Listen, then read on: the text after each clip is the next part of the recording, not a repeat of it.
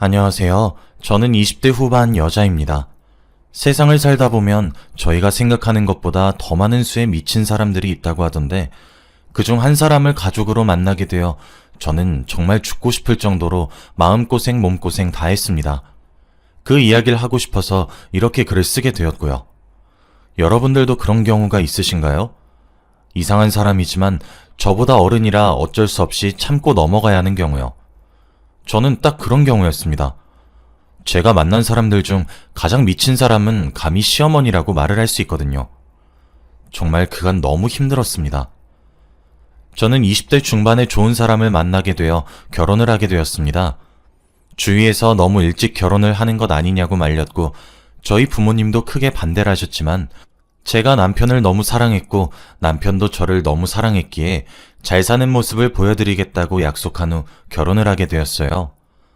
처음엔 착한 며느리병에 걸려서 시어머니의 요구에 내내하며 맞춰드리는 것을 자발적으로 했습니다. 그게 제 손으로 제 무덤을 파는 짓이란 것은 정말 꿈에도 모른 채로 말이에요. 남편은 저보다 7살이 많은 사람입니다. 그래도 비정상인 시어머니 밑에서 자랐지만 남편은 100% 제 편을 들어주어서 그거 하나는 다행이네요. 수없이 많은 일화들이 있지만 몇 가지만 추려서 이야기를 해드릴게요. 저희 시어머니는 쉽게 말을 하자면 아들바보입니다. 제 남편이 아들이라는 이유 하나만으로 남편의 누나와 여동생은 항상 차별을 받아왔고 남아선호 사상도 아주 강하시고 굉장히 보수적입니다. 남자가 하늘이고 여자가 땅이다. 뭐 그런 사상을 가지고 계신 분이세요. 아니 시아버진 전혀 그렇지 않은데 왜 시어머니가 저런 사상을 가지고 계신 것인지 당최 알 수가 없네요. 다행히도 3남매인 남편은 누나와 여동생을 뒤에서 살뜰히 챙겨 사이는 아주 좋습니다. 그래서 시어머니가 제게 그런 사상을 강요해도 형님과 아가씨께서 많이 막아주시기도 했고요. 시어머니는 제게 따로 시집살이를 시킨 것은 아니었습니다만 그와 별개로 임신 강요를 미친 듯이 하셨습니다. 정말 사람이 딱 환장할 정도로 말이에요. 사실 지금 결혼을 한 지 5년이 지났어도 저는 20대인데도 그렇게 임신을 하라고 닥달을 하셨어요. 제가 많이 어리기도 하고 지금 경력을 쌓아서 제 일을 좀 더 안정적으로 해도 모자랄 판국에 아이를 가지게 되면 그대로 일을 포기하게 되다 보니 남편과 상의해서 추후에 아이를 가지기로 했습니다. 이것도 남편의 외벌이로는 조금 부족할 것 같았고 함께 벌어 넉넉하게 아이를 키우고 싶어서 상의를 한 내용입니다. 그런데 결혼을 하고 반년도 채 지나지 않아 시어머니께서 아이 소식을 묻기 시작하셨어요. 그때는 밉보이고 싶지 않고 괜히 싫은 소리 하게 되어서 긁어부스럼 일으킬까 염려가 되기도 하고 착하고 참한 며느리로 보이고 싶어서 노력 중이라고만 이야기를 했습니다. 결혼하기 전에도 그런 기미는 보이지 않았고 결혼 후 초기까지만 해도 그런 낌새를 보이지 않으셨어요. 결혼 이후 차차 티가 나지 않게 두세 달에 한 번 올까 말까 하셨던 분이 차츰차츰 달에 한 번꼴로 신혼집을 방문했고 어느 순간 정신 차려보니 매주 한 번씩 오고 계시고 있더라고요. 처음엔 웃으면서 맞이했지만 나중 가서는 너무너무 짜증이 솟구치더라고요. 그래도 남편 될 사람이 자기 부모 편을 들면 제가 헤어지니 많이 했을 것 같은데 제 남편은 알아서 시어머니 방문을 자제하려고 노력하고 자기가 먼저 길길이 날뛰니 옆에서 제가 뭘 할 수 있었겠어요. 전 제가 짜증나도 남편을 달래주고 그랬어요. 그렇게 웬만한 일엔 참고 넘어가는 것이 가능했고 그렇게 하고 있었습니다. 그런데 용납하기 힘든 일들이 벌어지기 시작했어요. 임신 강요가 생각보다 거세지기 시작했을 때 저는 결국 회사를 그만두고 아이를 가질 준비를 했습니다. 그냥 제가 아이를 낳는 게 가장 빠른 탈출 방법인 것 같더라고요. 저는 일을 정말 그만두고 싶지 않아 했던 사람이란 것을 남편이 잘 알고 있었기에 저보고 그렇게 억지로 아이를 가지지 않아도 된다고, 우리 나이 아직 젊으니까 천천히 해도 된다고 오히려 설득했고 제게 정말 미안하다 못해 죄스러워했어요.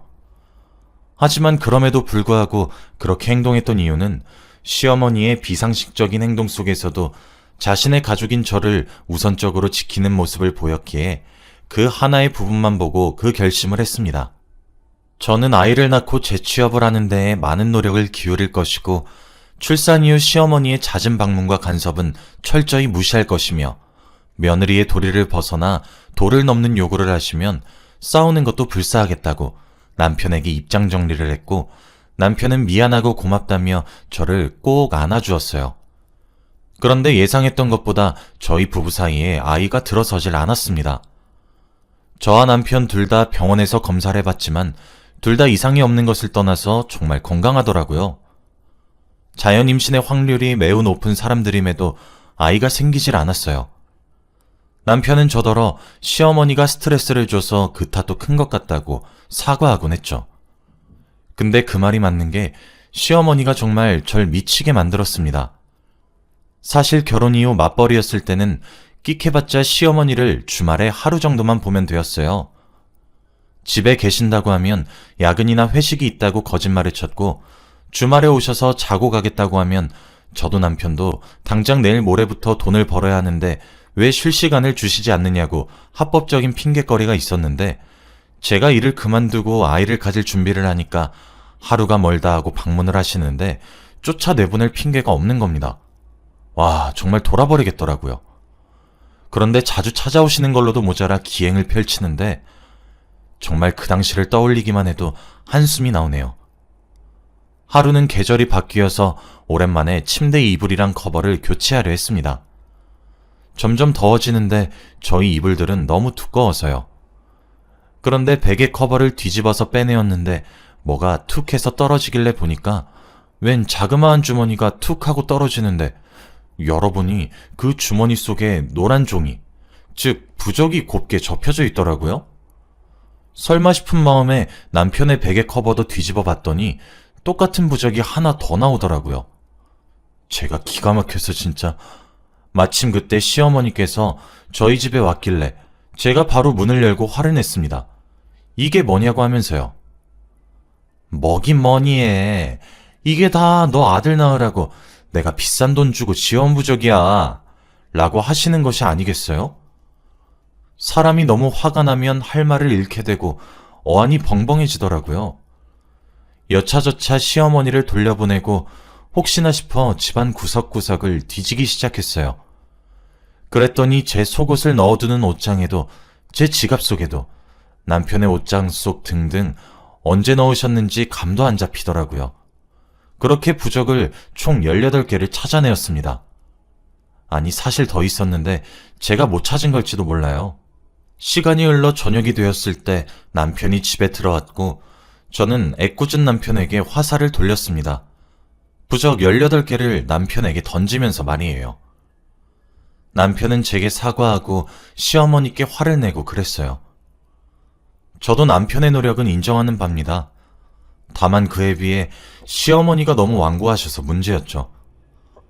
제가 제일 쇼킹했던 일은 더 있어요. 이건 어디 가서 말도 못하는 이야기입니다. 하루는 시어머니가 보자기 2개를 들고 평일 낮에 저희 집을 방문하셨더라고요. 저도 그 즈음부터 시어머니께 아닌 것은 아니라고 반항 아닌 반항을 하고 있어서 떨떠름한 표정으로 시어머니께 문을 열어주었습니다. 그랬더니 제가 부엌에 마실 것을 준비해서 내놓으니 그 짧은 틈에 2개의 보자기 중 하나가 보이질 않더라고요.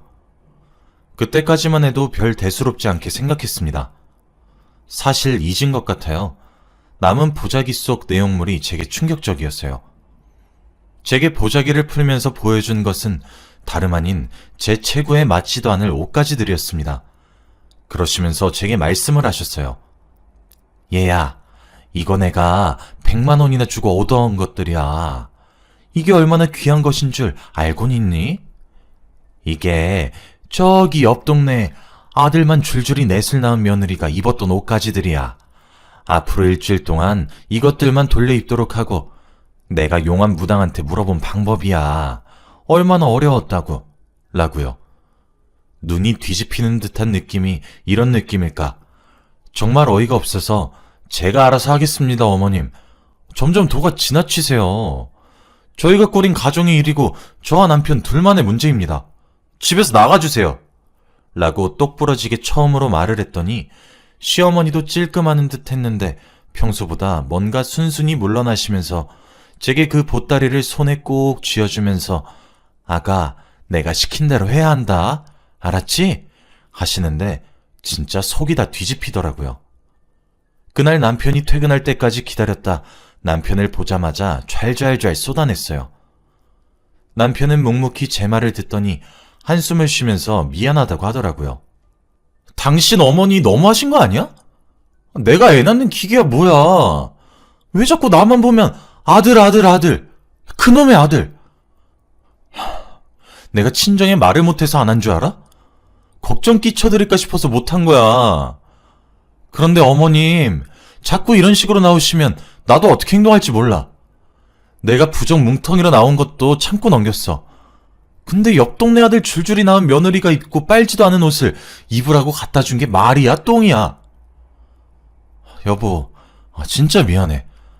나도 알아. 당신이 나 때문에 마음고생 심하게 하는 거. 그냥 이번 주말에 우리 집에 우리 부모님 모셔놓고 정말 완강히 얘기 드리자. 더 이상 간섭하지 말라고. 당신은 가만히 있어. 내가 다 얘기할 테니까. 응? 화 풀어. 미안해. 결국 저와 남편은 주말에 시아버지까지 모시고 와서 저희 입장을 제대로 이야기하기로 했어요. 저희가 가도 되었는데 이젠 시댁이 지긋지긋해서 제가 가는 것도 너무 싫더라고요. 대망의 주말이 찾아왔고 시아버지는 아무것도 모른 채로 싱글벙글 웃으시며 시어머니와 함께 들어오셨습니다. 근데 정말 시아버지는 좋으신 분입니다. 전혀 가부장적이시거나 그렇지 않으시고 존중도 많이 해주시고요. 쓸데없는 효도 바라지도 않으세요. 그저 우리 며느리 하십니다. 옛날 저희 형님이랑 아가씨도 매번 시어머니한테 아들인 남편과 비교당하고 차별당하고 그랬을 때에도 시아버지가 더 많은 사랑을 베풀어 주었다고 하시더라고요. 그런데 시아버지가 시어머니의 그런 모습을 많이 고쳐보려고 했는데 싸움이 되어버리면 아이들이 너무 무서워하고 그래서 자신이 더 많은 사랑을 주는 것으로 방법을 바꾼 거라고 하더라고요. 시부모님을 거실 탁자에 앉힌 다음 저는 부엌에 가서 마실 거리를 내왔습니다. 두 분 다 제가 먼저 신혼집에 초대한 거라 그런지 신나신 듯 했어요. 사실 남편에게만 맡겨둘까 싶다가도 결국 제가 마무리를 지어야 제가 원하는 결말이 나올 것 같아서 제가 먼저 입을 뗐어요. 참고로 시아버님은 절 며느리라 부르고 시어머니는 절 새아가라고 부르시거든요. 어머님, 앞으로 저희 신혼집에 연락 없이 오는 거 자제해달라고 부탁드리려고 오늘 초대했어요. 아니 며느라, 그게 무슨 소리야? 우리 아내가 너희 집에 연락 없이 왔다니. 아버님, 저 진짜 너무 힘들어서 참다가 정말 얘기 어렵게 꺼냅니다. 저 진짜 남편이랑 이혼할 생각까지 들 정도로 너무 스트레스 받아요. 아니 새아가, 내가 뭘 했다고 그렇게까지 사람을 매도하는 거니? 여보, 나는 우리 새아가 챙겨주고 싶어서 그런 거예요. 당신은 가만히 있어. 우리 며느리 얘기 먼저 듣게, 이 사람아. 저는 조용히 자리에서 일어나 안방에서 버리지 않고 모아둔 부적들도 들고 나와 식탁에 던지듯 내려놓고 말을 이었어요. 아버님, 정말 모르셨어요? 제가 일 그만둔 이후로 하루가 멀다 하고 저희 집에 오셔서 초인종 누르세요. 제가 그만 오시라고 아무리 수천 수백 번을 말을 해도 다음날 또 초인종 누릅니다. 제가 아무리 문을 열어주고 싶지 않아도 어떻게 집안 어른이 문 밖에서 기다린다는데 어떻게 안 열겠어요? 결혼한 지 얼마 지나지 않아서 계속 아이 가질 것을 강요하시길래 저희가 알아서 하겠다고 수천 번은 말했어요. 저랑 남편 둘 다요. 그런데 매번 소식 있냐고 물으시는 걸로도 모자라 저번엔 저 데리고 난임병원에도 데려가셨어요. 난임이신 분들 전문으로 하는 한의원이에요. 그 전에도 계속 저 데리고 여기저기 다니자고 했을 때도 그런 병원 쪽으로만 가시려고 해서 저랑 남편 둘 다 검사 받았어요. 아버님, 저랑 남편 이상이 없대요. 자연 임신될 가능성이 엄청 높고 매우 건강하고 관리가 잘 된 몸이라고 했어요. 그런데 어머님은 아니신가 보더군요. 그뿐인 줄 아세요?